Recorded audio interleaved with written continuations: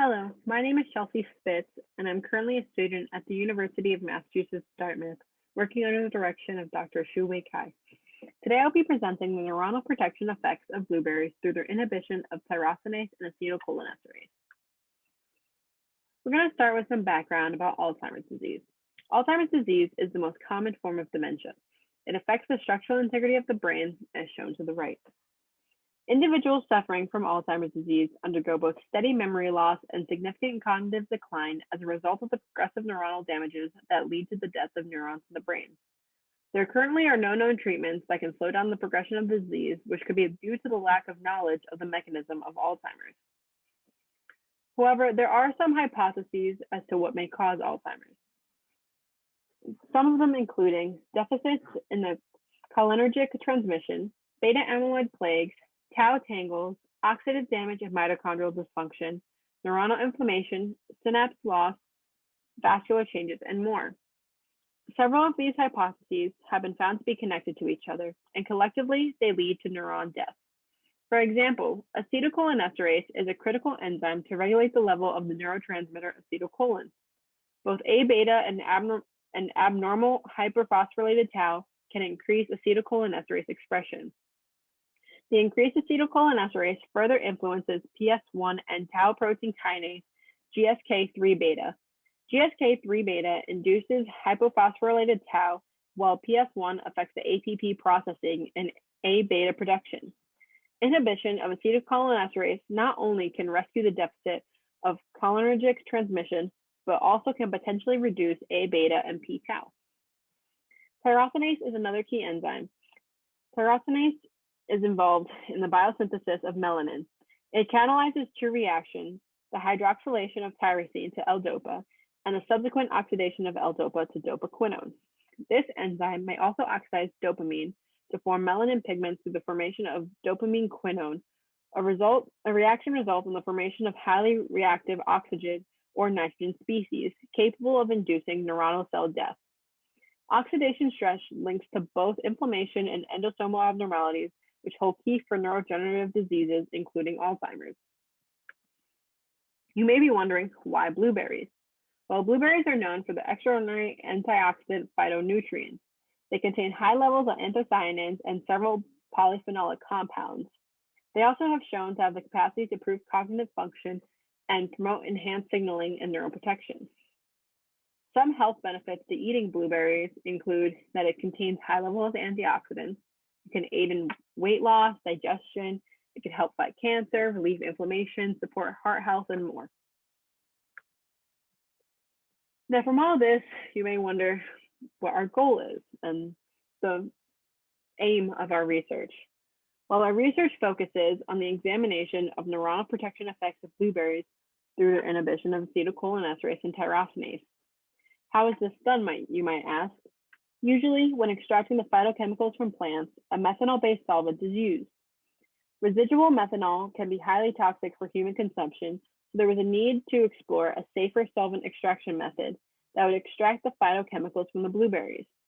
We used 3 different types of solvents to test against the inhibition of the enzyme, including methanol alone, ethanol alone, and a solvent mixture of methanol, acetone, water, formic acid at a 40-40-19-1 ratio.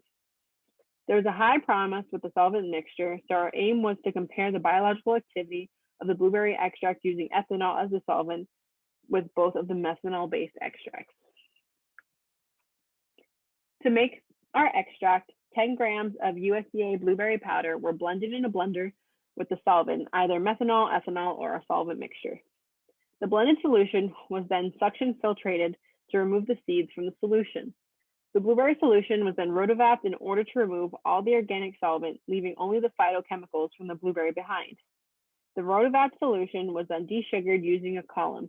We found that not desugaring the extract created a sticky-like substance, and it was hard to get any sort of good data from. So desugaring the extract is very important. The solution was then loaded onto the column and the water was run through in order to remove all of that sugar. The polar compounds were then removed from the column using whichever solvent the extract was made from. The extract is then rotovapped again to remove any of the organic solvents, and then put on the lyophilizer from anywhere from 24 to 48 hours to remove all of the water from the extract, leaving a blueberry powder behind. First up in the experiments was the microdilution assays using tyrosinase as the enzyme. Each extract was tested for the inhibition of tyrosinase using varying concentrations of the extract. On the right, you can see a plate that shows how the blueberry extracts inhibit the enzyme. The first 2 rows/3 columns serve as the enzyme control. If the blueberry inhibits the enzyme, the color of the well with the enzyme would be lighter, depending on how much the concentration inhibits the enzyme. Based on their percent inhibition, their IC50 values were calculated. Next, we tested the blueberry extract inhibition on acetylcholinesterase in a similar fashion to tyrosinase on the 96 well plate. The amount of inhibitor substrate enzyme are different than tyrosinase, but the idea is the same to test the inhibition of the extract. Table 1 above shows the results from the microdilution assay, which is the IC50 values. What are IC50 values, you might ask? IC50 is a representation of what concentration the extract inhibits half maximal inhibition in inhibiting the enzyme.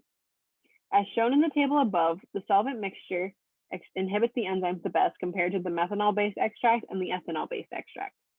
When it comes to inhibiting tyrosinase, the ethanol desugared extract and the methanol desugared extract are fairly close, but the real difference is shown in the acetylcholinesterase plates, which show that overall, the methanol-based extract inhibits the enzymes better than ethanol does. Because our blueberry extract showed significant inhibition of tyrosinase, we wanted to study the effects of the extracts on the activity of tyrosinase. There are a few different kinds of inhibition of an enzyme: competitive inhibition, uncompetitive inhibition, and mixed or non-competitive inhibition. These inhibitions describe the relationship between the inhibitor or the enzyme, or the inhibitor and the enzyme substrate complex. The next few slides will show the graphic data for the enzyme kinetics data. First up is the Lineweaver-Burke plot for the ethanol-based extraction.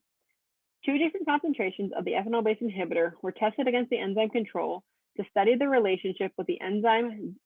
They were 0.25 milligrams per milliliter and 0.15 milligrams per milliliter. From the Lineweaver-Burke plot, we were able to conclude that the extract inhibits tyrosinase in a non-competitive manner. Next is the Lineweaver-Burke plot for the methanol-based extraction. 3 different concentrations were tested against the enzyme: 0.5 milligrams per milliliter, 0.25 milligrams per milliliter, and 0.125 milligrams per milliliter. Like the ethanol-based extraction, the methanol-based extraction inhibits tyrosinase in a non-competitive manner. Last, the plot is the Lineweaver-Burke plot for the solvent mixture.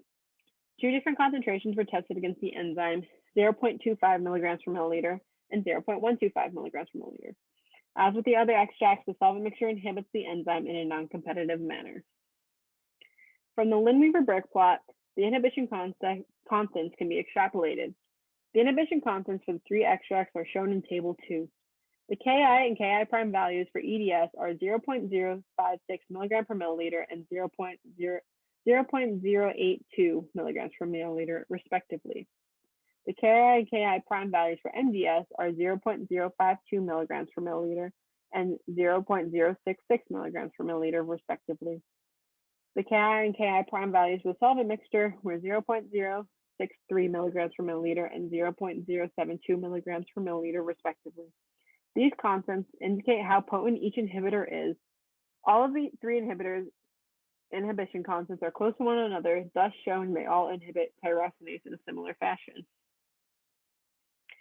While all the extracts showed some level of inhibition on the enzymes involved in Alzheimer's disease, some produced better results than others.